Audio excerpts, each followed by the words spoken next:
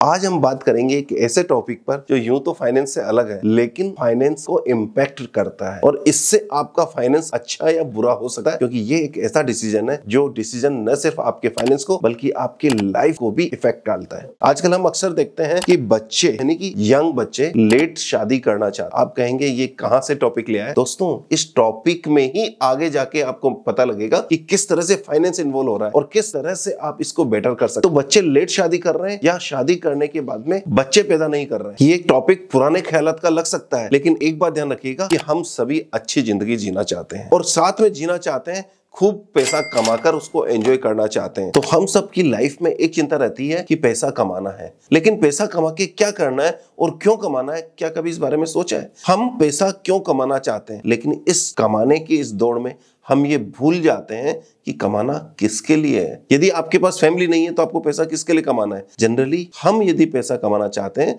तो हम अपनी फैमिली के लिए कमाना चाहते हैं, अपनी फैमिली क्रिएट करना चाहते हैं। आज की यंग जनरेशन पहली बार तो फैमिली बसाना नहीं चाहती और बसाती है तो बच्चे नहीं करना चाहती। जब उनसे कारण पूछा जाता है तो सबसे पहला और सबसे बेसिक रीजन होता है कि पहले हम लाइफ में कुछ सेट हो जाएं। तो दोस्तों, लाइफ की सेट होने की बात है ना, लाइफ में कभी कोई सेट नहीं होता है। आप में से जितने लोगों की शादी हो गई, मैं आपसे पूछता हूं, क्या आपने शादी के बाद में आपकी लाइफ सेट थी? क्या उसके बाद में कोई बिजनेस जॉब चेंज नहीं हुए? क्या आपने नया जॉब नहीं किया? और मुझे एक बात बताइएगा कि यदि आपने नहीं किया तो क्या आपने प्रोग्रेस की है? जिन्होंने प्रोग्रेस की है उन्होंने कुछ ना कुछ चेंजेस अपनी लाइफ में किया है। आज के बच्चे ये कहते हैं कि एक बार लाइफ या फाइनेंशियल लाइफ सेटल हो जाए उसके बाद में हम शादी करेंगे। जब तक उनकी फाइनेंशियल लाइफ सेटल होती है, बायोलॉजिकल लाइफ आगे बढ़ चुकी होती है और वो कई तरह की समस्याओं से जूझ रहे होते हैं। मैं ये भी मानता हूं कि लाइफ पहले जैसी सिंपल नहीं रही है, स्ट्रगल बढ़ गए हैं, कंपटीशन बढ़ गया है और साथ में चैलेंजेस भी बढ़ गए हैं। लेकिन यह भी मानता हूं कि हमारी बायोलॉजिकल और इमोशनल साइकिल पहले जैसा ही है, यानी कि इमोशंस में कोई चेंजेस नहीं है। हमारे वही इमोशन आज हैं जो पहले हुआ करते थे और उसका रिजल्ट क्या होता है कि हम बायोलॉजिकल और इमोशनल साइकिल के साथ जितनी छेड़छाड़ करते हैं उतनी हमारे लिए समस्याएं बढ़ जाती है। तो आइए पहले जानते हैं कि वो क्या क्या रीजन है जिसके कारण हमारे बच्चे शादी नहीं कर रहे हैं या शादी कर रहे हैं तो बच्चे नहीं कर रहे हैं। तो पहला रीजन बताते हैं कि पहले सेट होने का इंतजार करते हैं, उसके बाद में शादी करेंगे।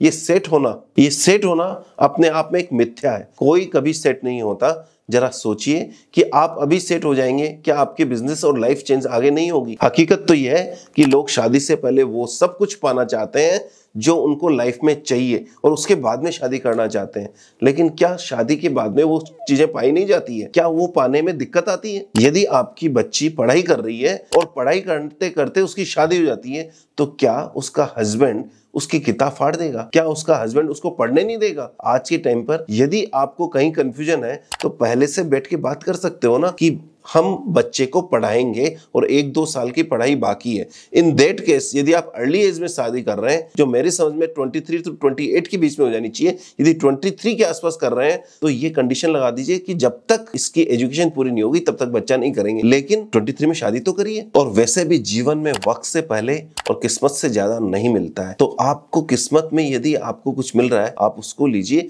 वक्त पर बाकी चीजें भी आपको मिल जाएगी। जरा सोचिए, जीवन में आपको जो भी भौतिक चीजें चाहिए वो तो आपके पास है, लेकिन आपके पास आपके अकेलेपन को दूर करने के लिए कोई नहीं है। कैसा लगेगा? क्या आपका जीवन फुलफिलिंग जीवन होगा? टेक्निकली आपके पास वो नहीं होंगे जो उन फैसिलिटीज को एंजॉय कर सकें। आप ये देखिए, जनरली हम कहते हैं कि जर्नी या डेस्टिनेशन में से क्या ज्यादा इंपॉर्टेंट है, जर्नी या डेस्टिनेशन? तो कुछ लोग कहते हैं कि डेस्टिनेशन इंपॉर्टेंट है, कुछ कहते हैं जर्नी इंपॉर्टेंट है। लेकिन इंपॉर्टेंट क्या है? जर्नी के साथ साथ जिनके साथ आप जर्नी कर रहे हैं वो सबसे ज्यादा इंपॉर्टेंट है, क्योंकि आपकी लाइफ की खुशी उनके साथ आती है, न कि सिर्फ जर्नी में और न सिर्फ डेस्टिनेशन पर। तो इसलिए आप ये मान के चलिए, सेट होने का इंतजार करने की जरूरत नहीं है, आप बस अपने परिवार को बढ़ाइए और बनाइए। दूसरा सबसे बड़ा रीजन है कि परफेक्ट मैच हमें नहीं मिल रहा है। अभी परफेक्ट की कोई डेफिनेशन तो होती नहीं है। परफेक्ट क्या है? लड़की सोचती है मुझे एक परफेक्ट पैकेज वाला लड़का मिल जाए और लड़का सोचता है कि मुझे एकता कपूर के सीरियल जैसी बहू मिल जाए, सुबह तो 8 बजे तैयार होकर साड़ी पहनकर अच्छी सी मेकअप वेकअप करके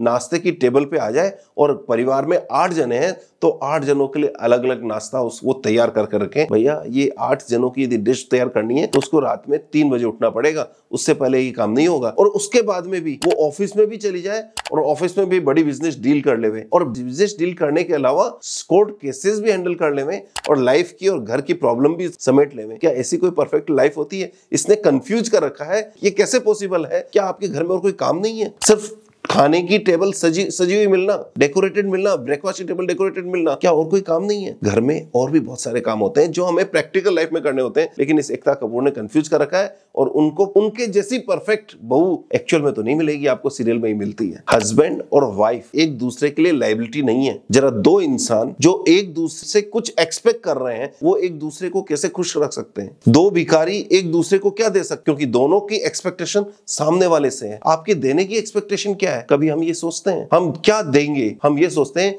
कि मुझे शादी में वो लड़का मुझे क्या देगा या वो लड़की मुझे क्या देगी, लेकिन आप उनको क्या दोगे? कभी ये सोचा है? जब ये नहीं सोचते हैं, वहीं से सारा क्लेश चालू होता है। देखा जाए तो हस्बैंड और वाइफ एक दूसरे के पूरक, दोनों एक साथ मिलके चलते हैं। अच्छा कमाने वाले की जगह ठीक ठाक कमाने वाला हो। आपका यदि 40,000 का पैकेज है तो आप क्यों 2 लाख के पैकेज वाला लड़का ढूंढने की कोशिश करते हो? आप 70,000, 80,000, 1 लाख वाला लड़का भी तो देख सकते हो, और 70 वाला भी आगे 2 लाख पहुंच जाएगा। तो ऐसे में एक अच्छा रीजनेबल सा ठीक ठाक कमाने वाला बच्चा यदि मिल जाए या लड़का या लड़की मिल जाए, दोनों साथ में जीवन जीने का डिसाइड कर लें और दोनों जॉब करें, तो वो शायद 2 लाख का ऊपर पैकेज हो जाएगा। तीसरी बात आती है बॉलीवुड की। अब मैं बॉलीवुड की क्या बात करूं, यहाँ हमेशा कुछ ना कुछ टंटा चलता रहता है। आप देखिए कि यहाँ पर मिलियन सोमन 52 की एज में शादी कर सकते हैं। क्या हम कर सकते हैं? यदि हम उनको देखकर यदि बैचलर रह जाते तो उन्होंने तो अभी 52 में शादी कर ली, अब हम शादी करने जाएंगे तो हमें लड़की नहीं मिलेगी। दूसरी तरफ मलाइका अरोड़ा को देख लो आप, वो 2-3-4 शादियां कर चुकी है।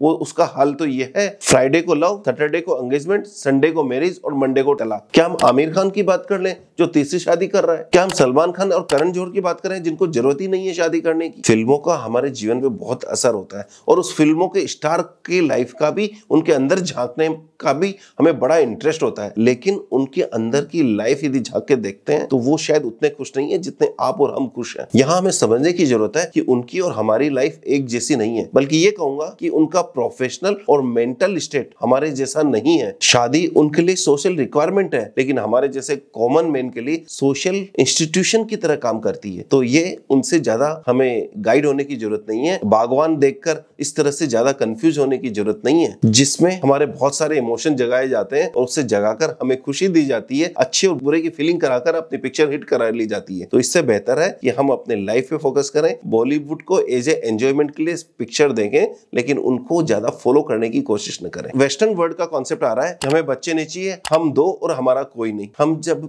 30, 34, 35, 40 तक होते हैं तो हम कुछ भी सोच सकते हैं, लेकिन उसके बाद में जैसे जैसे उम्र ढलने लगती है, हमें याद आने लगती है कि कोई अपना हो जिससे हम बात कर सकें, अपनी बात कर सकें, अपने बारे में बात कर सकें, उसके साथ एंजॉय कर सकें। तो फिर हम बच्चे करते हैं। उस समय फिर यदि 45 में बच्चा कंसीव हुआ तो जरा सोचिए वो बच्चा कब ग्रेजुएशन करेगा, और जब ग्रेजुएशन करेगा उस समय उसका कन्वोकेशन होगा स्कूल या कॉलेज में। कॉलेज में जब उसको सर्टिफिकेट मिल रहा होगा, आपकी एज हो रही होगी 65-70 साल, आपको क्या लगेगा? क्या आप उस खुशी को एंजॉय कर पाएंगे? और यही आप सोचिए कि आपके रिटायरमेंट से पहले आप ग्रैंड सन को देख लेंगे, ग्रैंड डॉटर को देख लेंगे। और वैसे भी आपका और आपके बच्चों के बीच में यदि एज डिफरेंस ज्यादा होगा तो जनरेशन गैप ज्यादा होगा, बल्कि मैं कहूंगा कि बीच की एक जनरेशन गायब हो जाएगी। आप ये देखिए, जनरेशन एक्स, वाई, जेड, यदि इन 3 जनरेशन की बात करें और आपने यदि एक्स ने यदि देरी कर दी तो वाई जनरेशन आई नहीं बल्कि जेड जनरेशन आ गई, और ये जेड और एक्स में बड़ा डिफरेंस है थॉट प्रोसेस में। तो ये कैसे मैनेज होगा? ये मैनेज तभी होगा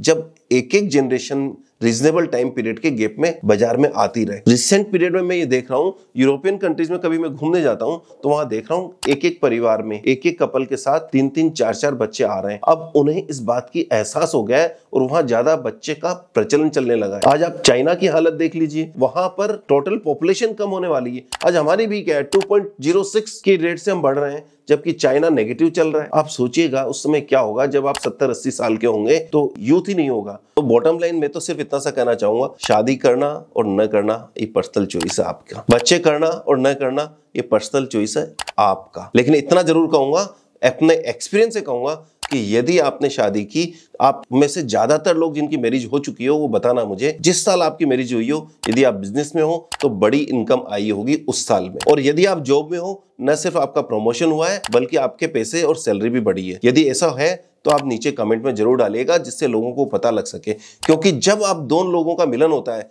जब दो लोग मिलते हैं, तो उनका डबल लक काम करता है, और डबल लक से वो साल बहुत अच्छा होने वाला है। और यही होने वाला है कि बच्चों के साथ, जब आपके घर में बच्चे पैदा होता है, तो ये ऐसा इवेंट है कि बहुत लाइफ का सबसे बड़े इवेंट है ये दोनों। जब भी बच्चा आएगा, वो साल आपके लिए बहुत अच्छा पैसा लेके आएगा आपके बिजनेस में। और यदि आप जॉब में हैं, तो आपका प्रमोशन और इनकम दोनों बढ़ने वाली है। और ऐसे में आप ये ध्यान लीजिए, इन दोनों बड़े इवेंट में जब आपकी बड़ी इनकम होने वाली है, तो आप सोचिए आपके पास कितना पैसा होगा। और ये मैं गारंटी से कह रहा हूं कि ये दोनों इवेंट में आपने लाइफ में जो फिगर सोची नहीं होगी, उससे ज्यादा इनकम आती है। ये मैं मेरे एक्सपीरियंस से बता रहा हूं। बाकी चॉइस आपके पास है। ये रेलेवेंट वीडियो नहीं है, लेकिन इतना बता दूं, जब बड़ी इनकम आएगी तो इन्वेस्टमेंट करने के लिए हम ही मदद करेंगे। और हाँ, अभी तक मैंने कई बार देखा है कि आप वीडियो को देखते हैं लेकिन सब्सक्राइब नहीं करते हैं, स्पेशली वो जो आईपीओ वाले जिसमें कमाई की बात होती है। लेकिन यदि आप सब्सक्राइब करें ना करें, अपने पेरेंट्स को भेज देना, वो जरूर इस वीडियो को सब्सक्राइब कर देंगे और आपको फॉरवर्ड करेंगे।